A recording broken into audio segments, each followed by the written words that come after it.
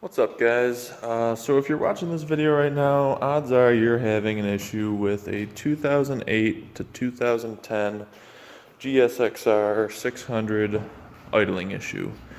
This right here is my 2008, just got finished rebuilding it.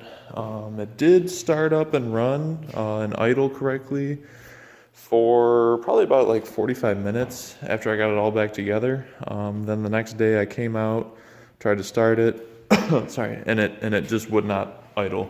So right now if I try and start it, let's see what we got. Sometimes if it sits for a day or so, it'll want to start, but let's see. Yeah, no, still nothing. If I hold the throttle while I start it, it'll run for as long as I hold the throttle, but as soon as I let go, it dies out. So I've done some digging into it. The, what is it? Idle control sensor, ICS sensor, basically needs to be reset. So I got this OBD tool from BlueMonkeyMotorsports.com. They're not sponsored. They're not sponsoring this video at all, but that's just where I got it from. It's a HeelTech OBD tool. That's the company that makes the tool.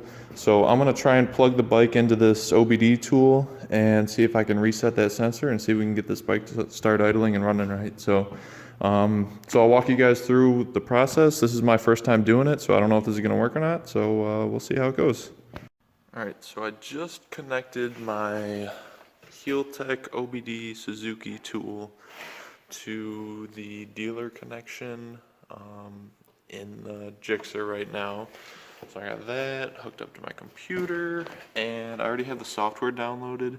This one's version 2.02.7, and I'm gonna play around with this and I'll see if I can get to the reset part of the software so I can see if I can reset the ISC sensor. So I'll play around with that and I'll keep you guys updated. So I just got the software connected to the bike, had to have the ignition turned on, and when I did that, it automatically brought up a list of error codes that the bike has had right now and in the past.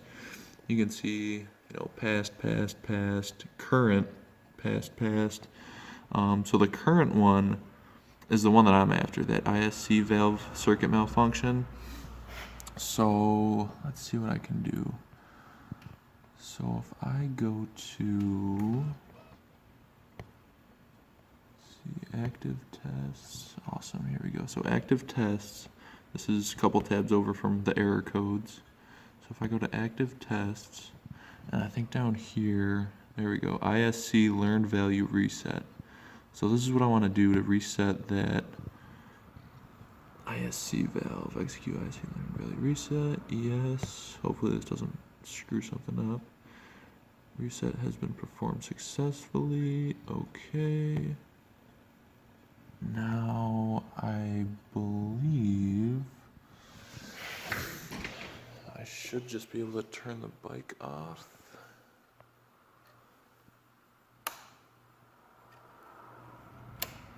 And we'll see if that starts. Alright, I'm gonna pause the video and then I'm gonna see if I can get that bike to start now. Alright guys, so this is day 2 of me trying to do the ISC valve reset to get the bike to idle correctly. So I was playing around with it a little bit last night. I managed to get the bike to run by holding the throttle open, and while it was connected to the OBD tool, I was going through and just kind of resetting the ISC valve learned value a couple times while it was running. So eventually the bike did idle by itself correctly. So I just wanted to, show you guys the status of the bike right now. I started it up earlier today, got it to run, and it was still flashing the FI code, but after I had it idling for a little bit and then I shut it off and turned it back on, now the FI code is no longer there, so that is good. Now, I've got the bike connected to here. And now, if you remember previously, here we go with the ISC valve circuit malfunction. That's the one that said current previously, and now it says past. So it looks like me resetting the values for the ISC valve, it looks like that kind of gave it a kickstart and restarted itself. So now it's got the correct values, and that's why the bike is idling correct now. So what I can do here, even though the FI code isn't showing anymore, I can still click clear errors. Error codes would be cleared. This is kind of just like a queue of, you know, past FI codes that the bike has experienced. So right now I got everything cleared out, and as you can see, I'm gonna attempt to start it. Clutch is in. Idles like a dream.